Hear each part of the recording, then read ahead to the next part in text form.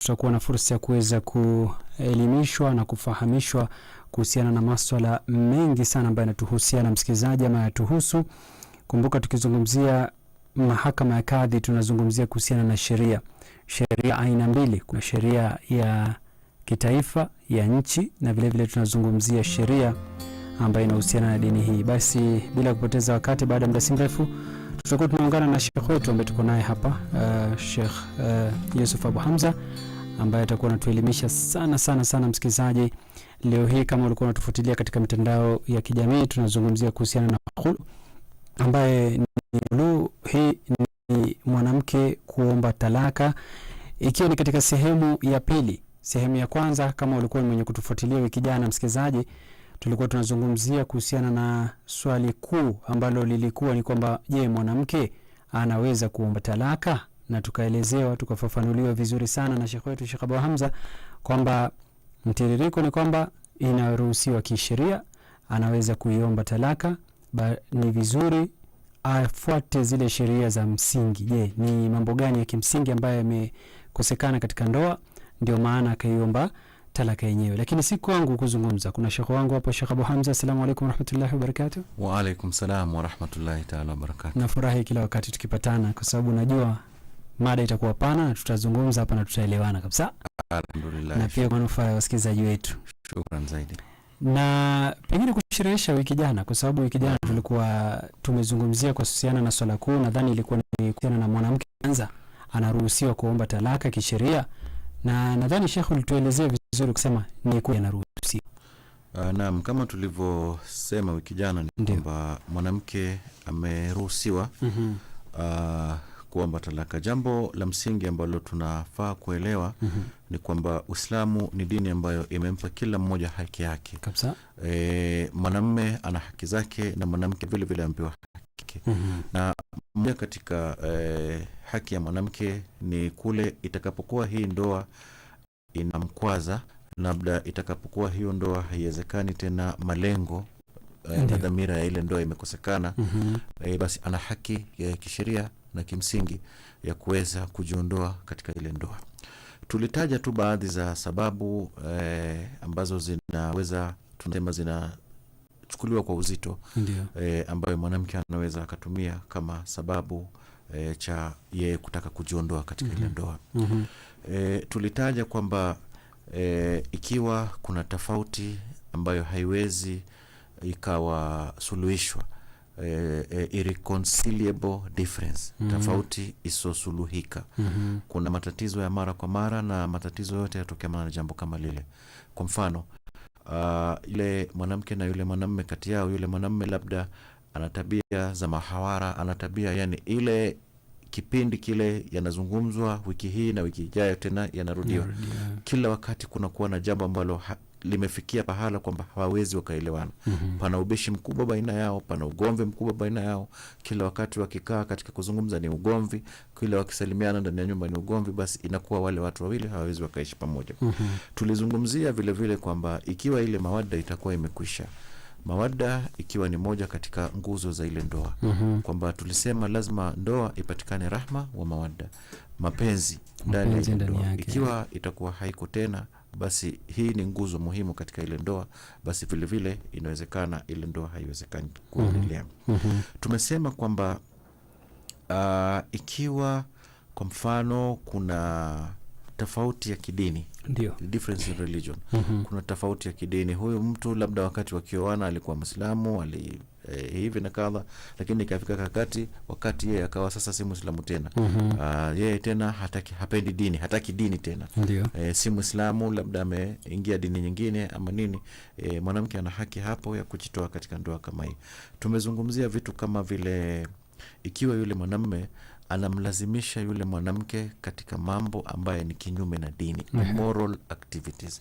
Mwanamume ni mlevi, anamlazimisha yule mwanamke kuwa mlevi, aende kule. Mwanamke alikuwa hajui mambo ya kunywa pombe, lakini katika ile ndoa mwanamume anamfundisha mambo kama yale, ama kumlazimisha, si kumfundisha lakini kumlazimisha.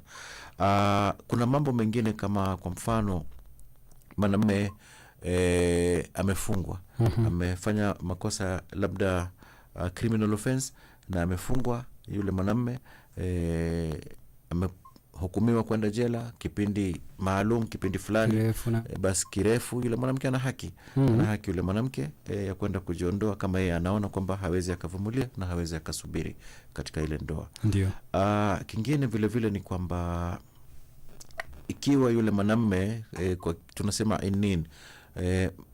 impotence, yani hana uwezo wa kiume tena, na hasatan akioa labda alikuwa sawa, lakini ikafika mwahala kwamba haiwezekani yule mwanamke kumvumilia yule mwanamke labda ni binadamu na anahisia na kila jambo, na akahisi kwamba kule kukaa kwake kutaleta madhara, kule kuendelea kuishi kwake na huyo mtu japo kuwa labda ni mgonjwa, amejaribu matibabu na kila jambo likakosekana, anaona kutamletea yeye madhara ama itamfanya yeye kutoka nje ya dini, basi yeye vile vile ana haki ya kuweza kujiondoa.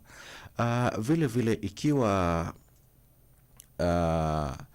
yule mwanamume anamzuia yule mwanamke kufanya ibada, obstructing her from religious duties.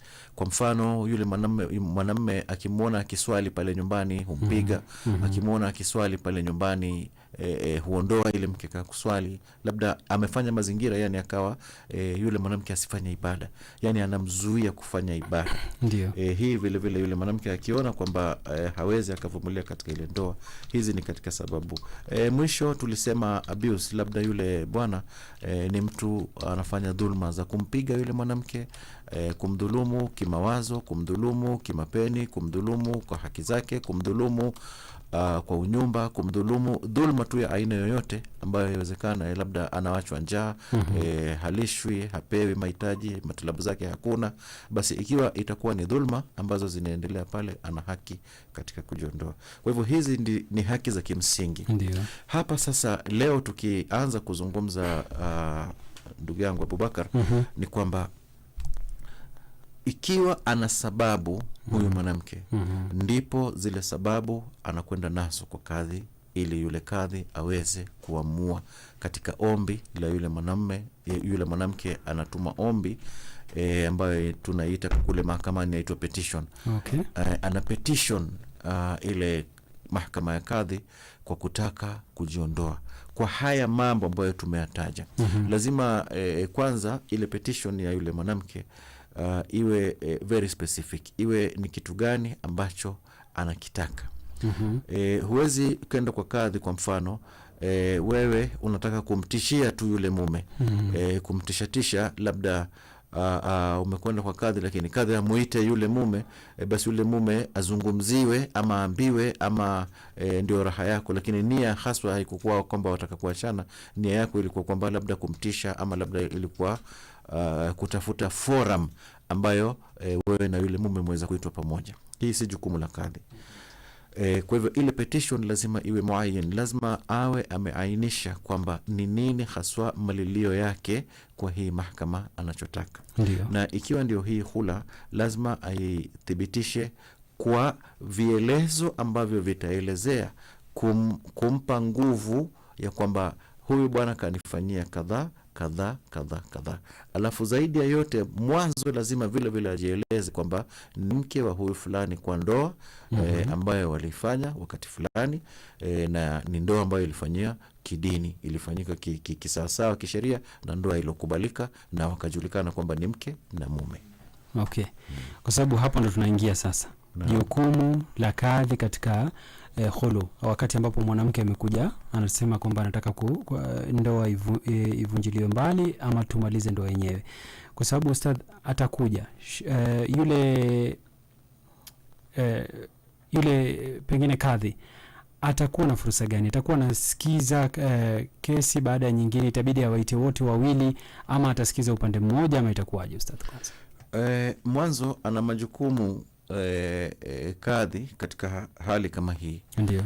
Jukumu la kwanza ni kuipokea ile malalamishi petition ya huyu ambaye ni mlalamishi kwa hali hii ambayo ni mwanamke ambaye anataka kula. Ndiyo. Lazima aipokee ile petition yake ikiwa imewekwa sawa sawa kwamba ina merit, ina uwezo wa kuweza kusikizwa isiwe ni kitu ambacho hakina uwezo cha kusikizwa. Kwa mfano, ni kitu ambacho kitaipotezea koti nafasi yake ama wakati wake, ama kitu ambacho kisheria hakina haiwezi kusimama katika mahakama yoyote. Kwa hivyo jambo la kwanza ni yule mwanamke hakikishe kwamba ile petition, ile mashtaka yake ambayo anataka kuelezea, ayaeleze kwa njia ambazo ni kisawasawa, na aeleze kwa njia ambayo inaeleweka, na aeleze kwa njia ambayo inaweza ikafafanulika. Kisha pili, sasa upande huu wa mahakama ni kwamba yule kadhi ataipokea na ana majukumu. Kwanza, jukumu la kwanza ni kuweza kuifahamu nini kinachohitajika. Ndio. Ikiwa pana uwezekano kwamba haya ni masuala ambayo hata bila ya kuanza kusikizwa, baada ya yeye kwenda kuangalia malalamishi na yale maombi, akaona haya ni mambo ambayo hawa watu wawili waweza wakakaa chini na waweza wakayasuluhisha. Kuna masala fulani, Abubakar, ambayo wakati mwingine huletwa kama kesi, labda mwanamke aweza akaichukulia ni uzito upande wake, akaileta kama kesi kwa majambo ambalo labda atakatalaka kwa ajili ya jambo lile. Lakini likifafanuliwa, likiangaliwa lile jambo, wakati mwingine huwa haina uzito wa kusimama. Ndio. Kwa mfano, ukileta dhana kwamba huyu mume wangu labda hunidanganya, amekwenda kazini na hayuko kazini. Kwa mfano, lazima iwe ni kitu ambacho kinawezekana kuthibitishwa. Nimesema lazima ulete na ushahidi ile petition. Maana ni kama unakwenda kumtuhumu mtu, lazima ile tuhuma iwe na ushahidi ambayo itasimama kuonesha kwamba umemtuhumu mtu kafanya kadhaa. Kwa hivyo jambo la kwanza lazima iwe uliwahi kumuona wewe, ama ulipataje habari kama hizi. Ikiwa ni kile ambacho hearsay tunasema, na umeleta kule kwa kadhi na uzito mzima umeuleta katika kutaka labda unataka labda kitu kizito kama talaka, ni kitu ambacho wakati atakapokuwa, maana lazima atahusishwa yule mume, na wakati atakapojibu haya mashtaka ambayo umealeta pale, lazima ataelezea, mimi huwa niko masaa kadhaa, na itaainika, itaonekana kwamba labda ulichokileta kule kilikuwa ni dhana ama ilikuwa ni jambo ambalo hukuwa na ushahidi nayo. Kwa hivyo jambo la kwanza ni kuangaliwa kwamba hii uzito ilikuwa hapa ni kitu ambacho kinaweza kuthibitika, ama ni kitu ambacho ni kitu ambacho kinaweza kazungumzwa nje ya mahakama. Ndio. Kwamba kiende katika mediation, tunasema hivyo. Iende katika mediation, kwamba iangaliwe labda ni kitu ambacho ilikosekana ile communication breakdown, kwamba hawakuweza kuelewana katika mazungumzo. Huyu akizungumza na huyu anamuelewa kivingine, labda wakiwekwa pamoja, itaainishwa kwamba hii jambo liko kadhaa na haliko namna ilivyokuwa. Kwa hivyo process ya kwanza ni kuweza kuangalia kama hii inaweza ikasimama, kwamba ni kitu cha kesi.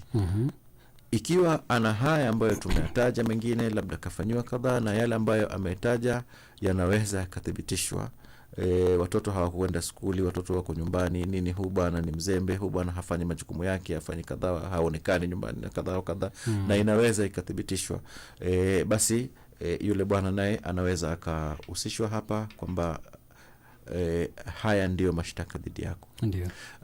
Tujue kwamba tunasema ile natural justice, lazima mtu ambaye ametuhumiwa lazima na yeye pia apewe nafasi katika kuweza kujieleza. Kwa hivyo mahakama inatoa nafasi kwa mume vile vile aweze kujieleza, aweze haijalishi utetezi wake utakuwa ni wa ukweli ama si wa ukweli, lakini lazima apewe ile nafasi. Kwamba ile akipewa nafasi ya kutoa utetezi wake kulingana na yale mashtaka ambayo yamekuja, hapo ndipo sasa mahakama inaangalia kwamba sasa kuna nafasi kubwa, labda hawa watu wawili waliote pamoja. Kitu cha msingi ambacho lazima tukijue ni kwamba hakuna watu wawili ambao, ama mtu ambaye hapendi ameamua kwamba hataki kuishi na yule mtu mwingine, hakuna kulazimishwa, anayeweza kulazimishwa kuishi na yule mwingine. That one, hiyo ni kitu ambacho kiko kawaida katika kuishi baina ya mke na mume. Kuishi ni maridhia na mapenzi. Wewe lazima uridhike kuishi na yule mwenzako. Ndio maana wakati awali kabisa watu wanapokuwa wanakwenda kuoana, ile sigha, ile makubaliano, agreement iliyoko pale ni kwamba wewe unamuoa huyu binti kadhaa kadhaa kadhaa kadhaa, umekubali. Lazima tuanze katika makubaliano. Nimesema juma lililokwisha kwamba hii ni kitu ambacho kinafanyika kwa makubaliano. Ndio. Mimi nataka kuishi naye, nimekubali kumuoa kadhaa wa kadhaa kwa mahari na hivi, nimejitolea kumuoa, na yule naye anakubali kuolewa. Haya, lazima kwanza haya makubaliano yawe. Ikiwa hii sigha hakuna, ikiwa hii makubaliano hakuna, na mmoja nimesema ametoa ile consent yake, ile makubaliano yake, maridhia yake ameitoa kwamba mimi sitaki kuishi tena, mimi sitaki kuwako tena, basi hata mahakama ya kadhi vile vile itakuwa itakuwa hata ikisikia kesi miaka miwili, miaka mitatu, miaka 10, haitakuwa imefanya chochote kama yule hataki. Kwa hivyo lazima pale itafutwe, kama inawezekana maridhiano yakapatikana, sawa. Lakini kama imeamulika kwamba mmoja katika hawa hataki, amejiondoa katika ile ndoa, basi ile ndoa kadhi ana majukumu ya kuipasua. Jambo la kwanza. Pili ni kwamba hii hula tunayozungumzia ni kitu ambacho inaweza kuwa consensual, kwamba anaposema anahitaji kujiondoa katika ile ndoa, na yule mwanaume wakati mwingine huwa hatoi majibu katika yale aloshtakiwa pale kotini. Kwa mfano, huyu amekwenda kwa kadhi, ameeleza kadhaa, na kadhi amempa yule mwanamume siku 14 ili kuweza kujieleza ama kujitetea. Yule mwanamke, yule mwanamume ameopt kuto contest, ameopt kuto ng'ang'ana, maana kwamba naam, hajibu. Yeye amepata kila habari, amepata kila jambo, lakini ameamua it's a no contest. Ameamua kwamba hivi ndivyo itakavyokwenda. Huwa bimaana kwamba ameridhia, kama huyu ataka kwenda, basi ahlan wa sahlan, haina shida, ende. Kwa hivyo kuna hii ambayo tunasema kwamba ni a divorce by no contest, kwamba huyu upande wa pili hakujibu, hakutaka majibizano baina yake na yule mwingine. Yeye basi alisema tu kwamba ametoa maridhio, kwa maana namna nilivyosema. Hata leo kadhi akatoa hukumu, akasema kwamba rudi, nendeni mkaishi tena, lakini tayari ile maridhio hakuna, bado hawataishi. Kwa hivyo lazima mmoja akubali kwamba hapa ilivyofikia pahala ambapo iko, ikiwa hali ni hii, basi hii ndio mustakabali. Lakini ikifikia mwisho kwamba haikupatikana ambaye alikubali, basi itakuwa sasa ni jurisdiction ya kadhi mwenyewe kuamua kuifasik. Hapo ndipo huivunja ile ndoa. Tunaposema kwamba tunatumia neno mara nyingi kuifasik, ni kwamba kunalify ile ndoa that haipo tena baina ya hawa watu wawili. Lakini hii inatokamana na hii hula ambayo yule mwanamume labda amecontest, lakini ikaonekana kwamba inatakikana hapa uamuzi wa kadhi itakavyokuwa. Kwa hivyo kuna majukumu hapa ambayo yule kadhi anayo katika steps, katika kuangalia kwamba hii ndoa, kabla hatujafikia hii nafasi ya mwisho, haya mambo ambayo yameletwa, do they meet the threshold? Ni mambo ambayo yanawezekana tukachukua admissible kama ni kesi kisheria Kiislamu, ama ni mambo ambayo yanaweza yakatatuliwa nje. Wanaweza wakakalishwa pale kuzungumzishwa kupitia mediator pale, wakazungumzwa. Ndio maana kwa mara nyingi kuna kesi ambazo ni za talaka zinachukua muda mfupi, na kuna zile ambazo za talaka zinachukua muda mrefu. Inategemea na contestation ya zile kesi, na inategemea na namna zile kesi zilivyoangaliwa. Inaweza kuwa mrefu kesi ama ndefu kesi gani? Inategemea na nafasi ya kadhi na nafasi ya koti. Inaweza ikachukua muda hata miezi 6, inaweza ikachukua, na nyingine hata inaweza ikachukua mwezi 2-3 imemalizika. Okay. Kwa hivyo inategemea na ile kesi na contestation na grounds, kama ni kesi ambayo inakwenda mediation, kama ni kesi ambayo inakwenda wapi, basi inachukua muda kulingana na taratibu zenyewe zinavyokwenda. Kwa sababu unajua ukizungumzia urefu wa kesi, wakati mwingine kesi za kinyumba mara nyingi huwa zinageukia zinakuwa pale pengine watu waishi pamoja. Inatokea maafa na kadhalika. Hizi ni vitu ambavyo ni vigezo ambazo pia kadhi anaziangalia kwamba watu kama hawa, iwapo hatutasuluhisha haraka, watamwagiana maji moto nyumbani. Kuna kesi aina mbili. Ndio. Kuna hii ambayo tunasema ni kwamba wale ambao wako actively in marriage, wale ambao wako katika ndoa. Huyu anaishi na huyu anataka kuondoka. Wako katika ndoa. Ima wanasikizana ama hawasikizani, hali yao namna ilivyo haijalishi, lakini kuna mmoja katika hao tayari amepetition ile koti kwamba yeye anataka kuondoka. Alafu tuna kesi ambayo ni tofauti zaidi, ni kwamba mmoja ameshaondoka, hayuko tena katika ile ndoa. Amekwenda kukodi nyumba yake, ama ameachana na yule mume, ama ni mke ameondoka, ama ni mume ameondoka. Kuna mmoja katika hao tayari ameshaondoka, azma na nia ameshaonesha kwamba yeye anaachana na ile ndoa. Ndiyo. Kwa hivyo kilichobakia ni misingi za kisheria zifuatwe ili kwamba waachane rasmi, lakini kimsingi tayari washaachana kuanzia katika muda ambao wameondoka. Nina mfano, kuna baadhi ya wanawake kwa mfano ambao labda leo hii ni mwaka wake wa 4 hayuko na yule mume tena. Yeye tangu aliondoka akarudi kwao akafanya nini, hawana hata mawasiliano, hakuna nini, hayuko tena na yule mtu. Hii kesi yake huwa ni rahisi sana, kwa sababu already sometimes hakuna communication, sometimes it's not contested, sometimes anataka tu cheti cha kisheria cha kuonesha kwamba ameachika. Okay. Kwa hivyo hii itaangaliwa ile muda, itaangaliwa response ya yule mume, sababu gani katika hali hizi zote, na hii itachukua muda mfupi zaidi katika kumalizika. Tofauti ikitegemewa na kuangaliwa yule ambaye kwa mfano wako katika ile ndoa pamoja. Kwa sababu lazima upande huu wa pili naye vile vile ilete jawabu, na kila upande lazima itasimama. Huyu labda ataka ndoa ivunjike na huyu hataki ivunjike. Kwa hivyo kila mmoja ana sababu zake za kimsingi. Kwa nini huyu anataka ivunjike na kwa nini huyu hataki ivunjike? Lazima wasikizwe wote, lazima wapewe nafasi sawa wote, mpaka mwisho itakapotolewa uamuzi wa hiyo.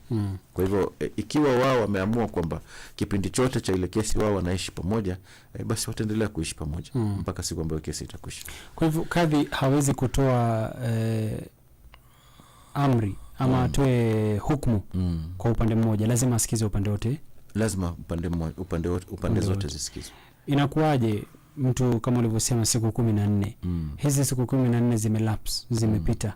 Kama ulivyosema kuna wakati mwanamume hazungumzi kabisa. Hiyo ni tik kwamba ipite moja kwa moja talaka? Si lazima. Okay. Yawezekana sababu gani yeye hakujibu, labda hakupata ile summon. Sababu gani yeye hakujibu, habari alipewa kuchelewa. Barua ilitoka tarehe fulani, lakini akipata ni siku 2 kabla kufika kotini, labda hana nafasi, hakupata. Kwa hivyo wakati mwingine huwa at discretion ya kotini inaangaliwa kwamba huyo mtu kwa sababu labda tumpe nafasi nyingine, another 14 days anaweza kapewa kwa mara ya pili, labda hii mara ya kwanza akuja tena anapewa nafasi nyingine. Almuradi tu ni kwamba apewe reasonable, tunaita namna hii.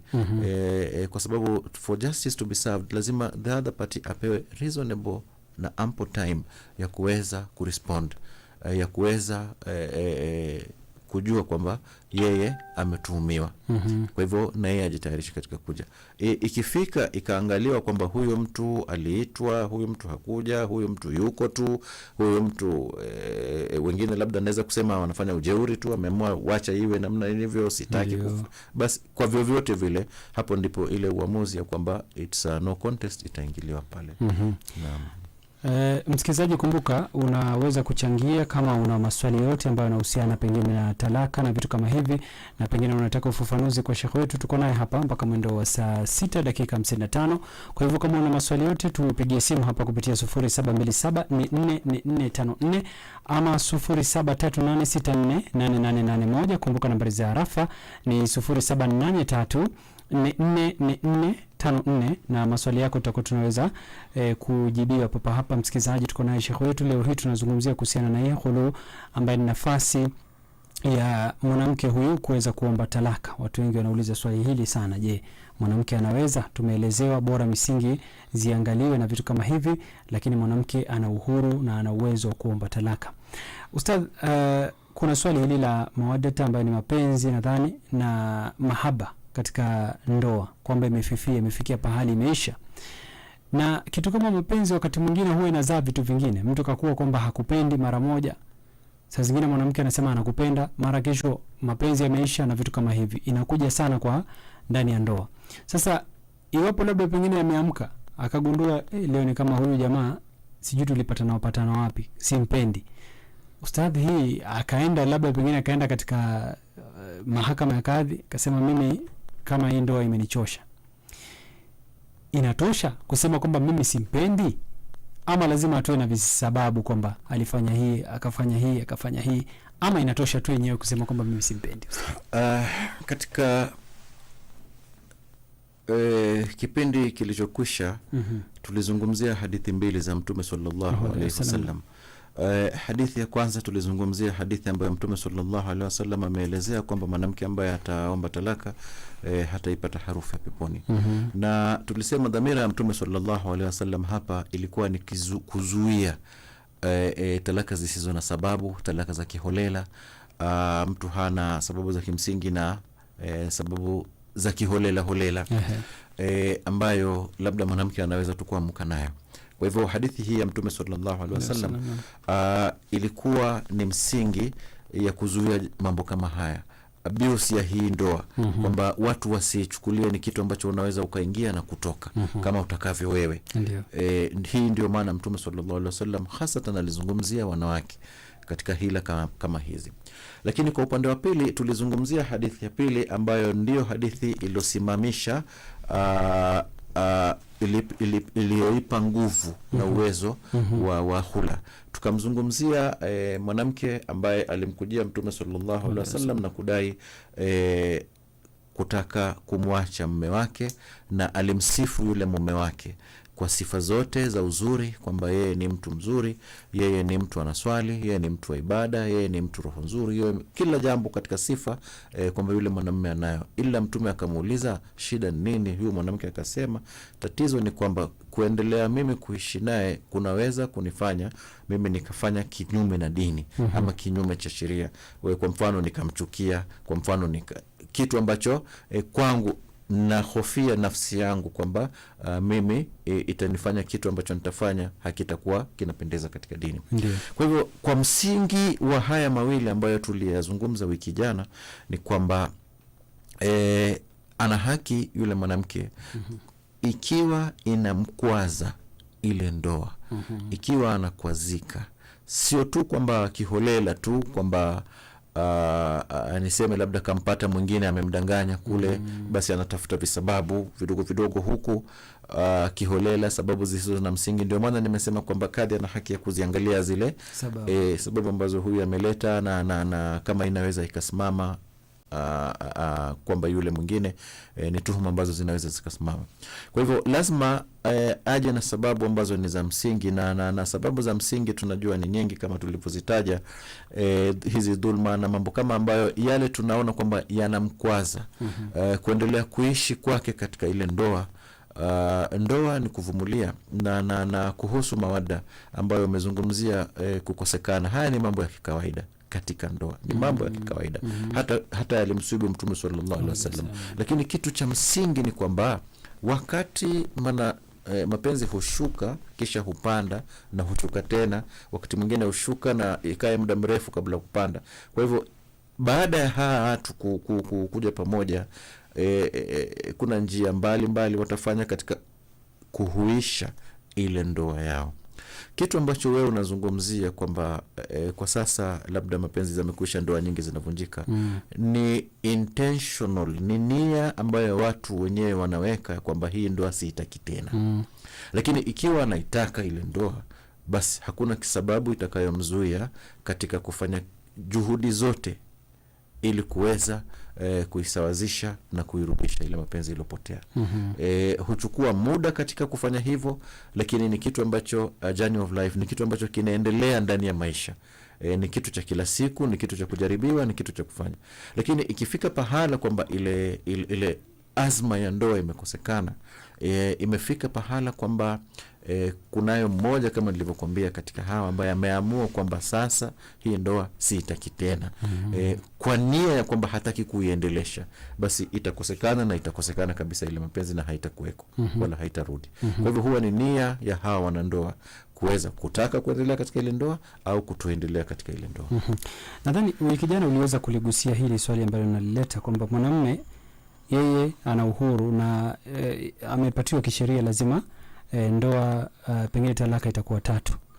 Kwa mwanamke huyu ambaye amekwenda kuomba kwamba anataka talaka, kuna uwezekano akapatiwa talaka ya kwanza, ama kadhi akasema pengine chukua ya kwanza, jitahidi una kama utaweza kukaa na kabla ya kuchukua ya pili, ama once mwanamke ameenda, hiyo ndoa inavunjwa pale pale?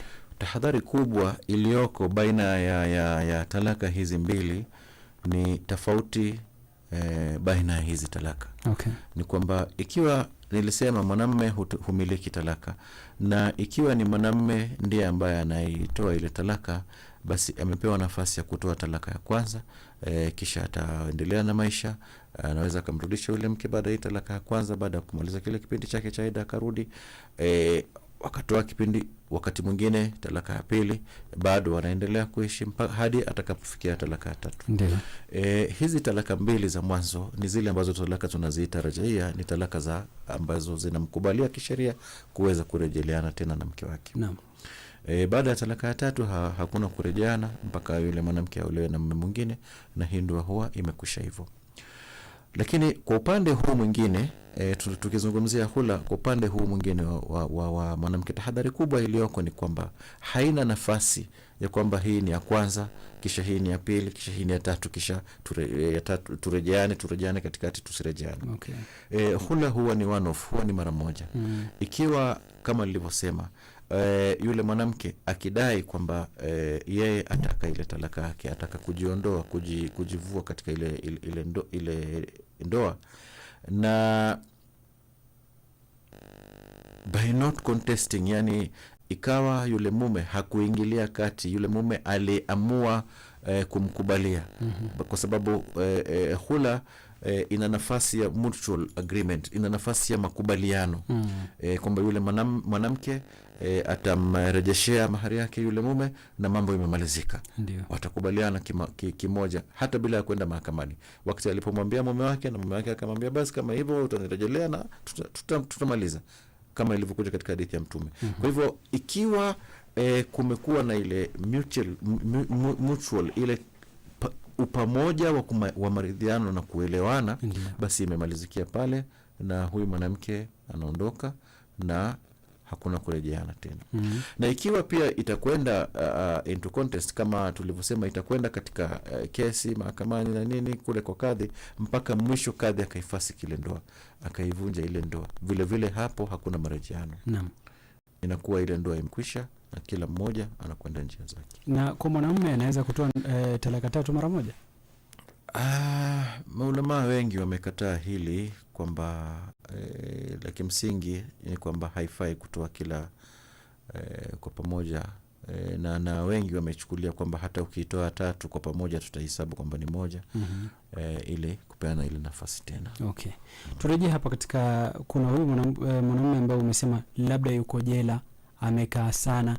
Hapa pia kadhi ataandamana na yule mwanamke kwenda pale jela kupata idhini ya mwanamume, ama itakuwaje? Mfano, mwanamume amekaa jela miaka 10 ama ameandikiwa miaka 10, huyu mwanamke akataka talaka, lazima waandamane waende pale jela? Kuna mwanaume wa jela ambaye tunaita kwamba huyu ni mafkud. Ndiyo. Huyu ni yule ambaye tunasema labda amepotea, hayuko. Hakuna jinsi tunaweza kupata maamuzi kutoka kwake. Okay. Maana ni kitu kiko kwamba huyu harudi. Amefungwa mpaka amalize miaka zake. Tuna mwanamume ambaye vile vile amekwenda vanish, yani hajaonekana. Ameondoka. Mtafuta tujampata. Ameondoka tu na ameenda. Hiyo saizi kuna kidnapping. Wengine ni kidnapping. Na wengine pia si kidnapping, lakini kidnap mwenyewe labda amejipotea. Ameondoka tu. Amejipoteza. Mara ya mwisho alikuwa na huyu mwanamke Nairobi. Bas ameondoka, sijui kama ameenda Mombasa, kama amekwenda, lakini amejaribu kutafutwa in all his known contacts katika pahala ambapo anafahamika, hapatikani. Inakwenda mwaka wa 4, mwaka wa 5. Tunazo kesi nyingi kama hizi by the way. Okay. Wanaume ambao wanawatoroka, ama nitumie neno wanawaacha, lakini si kuwaacha, kuwatoroka. Hili ni kutoroka majukumu. Ametoroka tu, ametoka siku moja na hakurudi tena nyumbani. Hajafa. Ni baba, lakini is deadbeat, yeye hayuko katika ile maisha ya mke na watoto, amewaacha hivi. Kwa hivyo yule mwanamke akifika pahala pia anaweza kwenda kupitishwa. Huyu mtu amekwenda mwaka wa 4 huu, mwaka wa 5, mwaka wa 7, mwaka wangapi huu, haijulikani aliko. So hii ni katika zile sababu nimesema anaweza akakwenda kupetition kwamba anahitaji kupewa uhuru wake. Okay. Kuachiwa uhuru, ile ndoa ya kwanza imalizike, angalia kama ataingia katika ndoa nyingine. Kwa sababu ustadh, kuna nadhani kisa ama ni kuelezewa, nishaelezewa kwamba iwapo mwanamume kama ulivyosema amepotea ama hajaonekana, huyo mwanamke akakuja akaolewa bila kutafuta ile talaka, huyo mwanamume akirudi anafaa kuendelea na ndoa ile. Hebu ustadh, tupatie ufafanuzi wako kwamba mwanamume ulivyosema anaweza kuwa amepotea. Amekaa mwaka wa kwanza, wa pili mpaka 8 haonekani. Kumbe yule mwanamke naye kwa sababu hajamuona akaolewa na mtu mwingine. Huyu mwanamume akirudi itakuwaje? Kile kipindi labda nielezee kwamba ile mwanamume aitwe kwamba ni mume wa fulani. Okay. Tuanzie hapo. Mbali na kwamba kuna nikaa iliyopita baina yao, kwamba huyu alimuoa wakati ile nikaa ilifanyika, lakini baada ya hapo kuna majukumu fulani ambayo yamemwendekeza yule mume kwamba ni mume wa fulani. Sasa huyu mwanamume ambaye alitoweka katika miaka hizi zote ambazo ziko, hayuko katika masurufu za huyu mwanamke, hayuko. Lazima approve ije, wewe kwa miaka 7 hizi ambazo hukuweko, wewe ni mume wa fulani. Ndiyo. Kivipi? What was there between you? Okay. Ambayo inazungumzia kwamba huyo bado ni mke wako. Masurufu ulikuwa unamtumia kule ulikokuwa, even in your absence. Maana hili ni jambo la kwanza. To be able, ili iwe kwamba itafahamika huyu ndio mke wa huyu, lazima kuna anamtumia masurufu, ana mawasiliano na yeye, ana haijalishi ni kwa kukatika vipi. Okay. Baada ya miezi 3 ametumwa, baada ya miezi 8 ametumwa, yani kuna something going on. Ile nyumba anayoishi kama ni ya kukodi, labda amejitahidi, amelipa miezi 2, akapotea tena kwa mwaka. Ndiyo. Akalipa tena mwezi mwingine, kwa maana kwamba kuna mafungamano ambayo bado yanaonesha huyu ni mke wa yule, na haya mafungamano yanamfunga yule mwanamke kubakia katika ile ndoa. Lakini ikikosekana yale mafungamano, ikikosekana sababu, ikikosekana any form of communication, mawasiliano ya aina yoyote, kwamba huyu bwana ghaba, yeye amekuwa absent, hayuko tena, haijulikani, non contacts, na hakuna kitu kingine. Kwa hivyo hayuko tena, yule anahesabiwa hayuko. Sasa hata akirejea, ikiwa uamuzi umeshafanywa na mahakama kwamba kadhi akaamua kulingana na petition ya yule mwanamke, hivi ndivyo itakavyokuwa, kwamba ameifasiki ile ndoa. Hata huyo akirejea, basi ikiwa atataka kumrejea yule mke wake huyu, itachukua kipindi cha labda olewe, ama labda yule kadhi ameshaifasiki ile ndoa, haiko tena mpaka watakapooana tena. Okay. 52 baada ya saa 6. Naona muda pia na umekimbia, tumesalia dakika 2 peke yake kabla ya kuweza kumaliza kipindi hiki. Msikilizaji, kama utakuwa na maswali waweza kutuwekea katika arafa. Wiki ijayo inshallah tutakuwa na shekhi wetu pia tofauti. Kama utakuwa na kadhi pia tutakuwa naye hapa waweze kutufafanulia zaidi na maswali yako kaweza kujibiwa. Nadhani ustad, tunaweza kumaliza kipindi hiki especially kwa kuweza kuzungumza kuhusiana na ndoa za sasa. Tuliambiwa kwamba ndio talaka iko, lakini talaka si kwamba inapendeza hivyo sana. Mtu anafaa kujaribu vipi asije kafikia hapa kwa talaka, ustad? Bila shaka ndoa huwa ni kitu kizuri, ndio ambacho sheria imeweka kwamba ipatikane mawada ndani ya ile ndoa. Okay. Ipatikane mawada, ipatikane rahma ndani ya ile ndoa. Na hii ndio msingi. Naam. Wewe umesema nizungumzia ndoa za sasa. Na tofauti na matatizo mengi ambayo yako katika hizi ndoa za sasa, ni mwanzo wa ndoa zenyewe, msingi wa ndoa zenyewe. Zipo expectations nyingi wakati wanapoingia katika zile ndoa. Bidaya, mwanzo wa zile ndoa nyingi ni social media, nyingi ni haina kile ambacho tunaweza kusema kwamba a firm foundation. Okay. Haina misingi mizito ambazo zimesimamisha. Nitakupa mfano mdogo tu, Abubakar. Tuna ndoa, utakuwapo kwenda nyumbani utamuuliza nyanya yako kama yuko hai, kwamba yeye wakati wa kuolewa kwake ilikuwa vipi. Na siseme kwamba turejelee katika wakati wa zamani, lakini mimi ninachukua let's borrow, tuchukue msingi walizokuwa nazo. Ina maana kwamba aliolewa na mtu ambaye alikuwa hamjui. Yeye alishtukia tu siku moja, aliambiwa kwamba kuna mume hapa amekuja kukuulizia, na hivi wakaanza kuishi. Walijenga mapenzi ndani ya ile maisha, ndani ya ndoa yao. Kinyume na kwamba ndoa za sasa zinajengwa nje ya ndoa. Mwanzo wake unaanza katika walikutana katika Facebook na nini. Tuna kesi nyingi sana, Abubakar, utakapo interrogate mwanzo wa zile ndoa utasikia kwamba huyu mtu mimi tulikutana naye katika Facebook, aliniangalia akani like sijui nini, ndio tukasema twende kwa wazazi. The other way around. Sasa ile msingi huwa haiko tena kitu ambacho kinaweza kuwakalisha wale wanandoa. Because wanandoa katika every stage ya ile ndoa they need guidance. Wanahitaji support, wanahitaji wale watakaowashika mkono na kuwaelekeza. Kukwaruzana kutakuwa kila pahala. Lakini wakati unapokwaruzana, ndio maana Mwenyezi Mungu Subhanahu wa Ta'ala aliposema fadu hakama min ahli wa hakama min ahli, kwamba kutakuwa na hawa watu. Lakini ndoa za sasa watu wameoana, hakuna hakimu, hakuna nafasi zilizotolewa kwamba kukiwa na maneno huyu shekhe ndiye atakayesimamia, huyu baba mkuu ndiye atakayesimamia. Kwa hivyo yule mwanamke, matatizo ya kwanza ameleta pick up, amechukua kila kitu, amekwenda kwao. Mwanamume, matatizo ya kwanza amepaka virago zake, ametoka, amemwacha yule mwanamke, amekwenda zake. Okay. Kwa hivyo hii ni matatizo. Lazima turudi katika msingi ambazo zilikuwa zinasimamisha ndoa. Okay.